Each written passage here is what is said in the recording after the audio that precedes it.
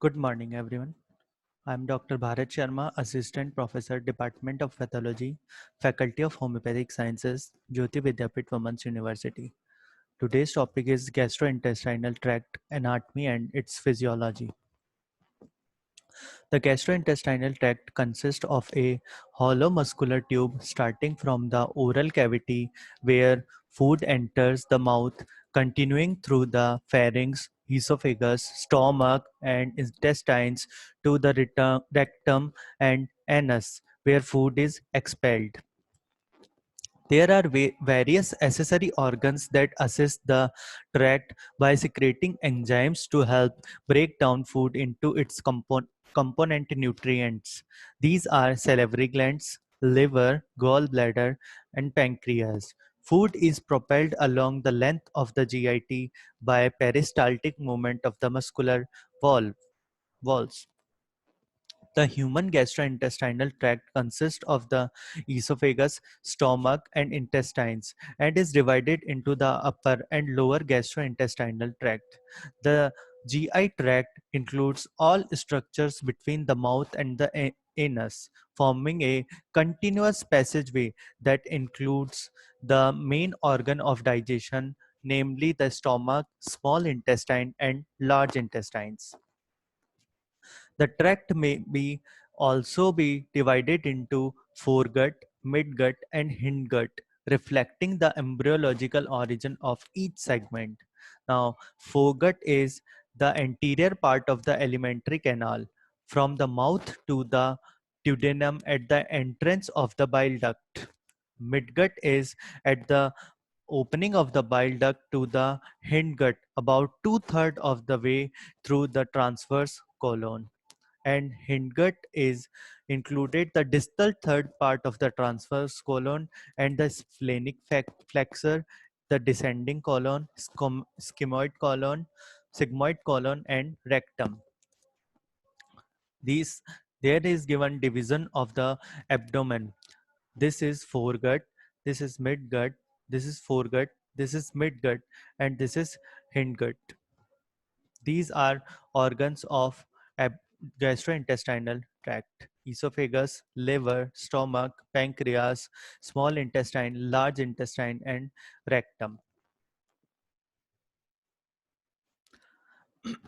Embryogenic gut derivatives. Foregut derives esophagus, stomach, proximal duodenum, liver, gallbladder, and pancreas. Midgut give rise to distal duodenum, jejunum, ileum, cecum, appendix, ascending colon, proximal two-third of transverse colon, and hindgut distal one-third of transverse colon, descending colon, sigmoid colon, rectum, and proximal anus. The primary purpose of the gastrointestinal tract is to break food down into nutrients which can be absorbed into the body to provide energy. First, food must be ingested into the mouth to the mechanically processed and moistened. Secondly, digestion occur mainly in the stomach and small intestine, where proteins, fats, and carbohydrates are chemically broken down into their basic building blocks. Smaller molecules are then absorbed across the epithelium of the small intestine and subsequently enter the circulation. The large intestine plays a key role in reabsorbing excess water. Finally, undigested material and secreted waste products are excreted from the body via defecation, which is passing of feces. The gastrointestinal tract has a form of general histology with some difference that reflect the specialization in functional anatomy. The GI tract can be divided into four concentric layers in the following, which are following under which are in following order: mucosa, submucosa, muscular layer, adventitia or serosa. The mucosa is the innermost layer of the gastrointestinal tract. The mucosa is made up of epithelium, innermost layer, responsible for most digestive, absorptive, and secretory processes. Lamina propria, a layer of connective tissue, usually cellular, compared to the most connective tissue, muscularis mucosa, a thin layer of smooth muscle that aids the passing of material and enhances the interaction between the epithelial layer and the content of the lumen by agitation and peristalsis.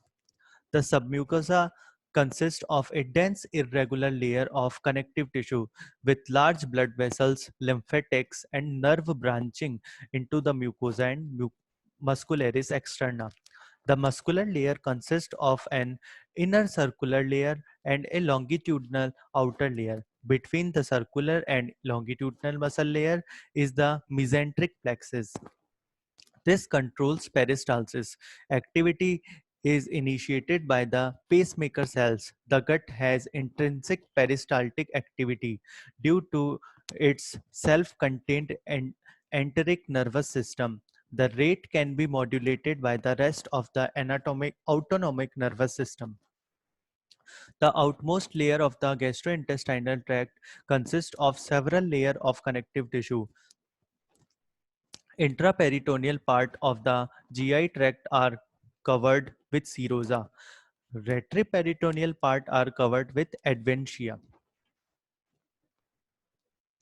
The time taken for food or other ingested objects to transit through the gastrointestinal tract varies depending on many factors, but roughly it takes less than an hour after a meal for 50% of stomach content to empty into the intestines, while total emptying take around 2 hours. Subsequently, 50% emptying of the small intestine takes between 1 and 2 hours. Finally, transits through the colon take 12 to 50 hours with wide variation between individuals. Reference has been taken from Robbins and Carton Pathological Basis of Disease and Textbook of Pathology of Harsh Mohan. Thank you.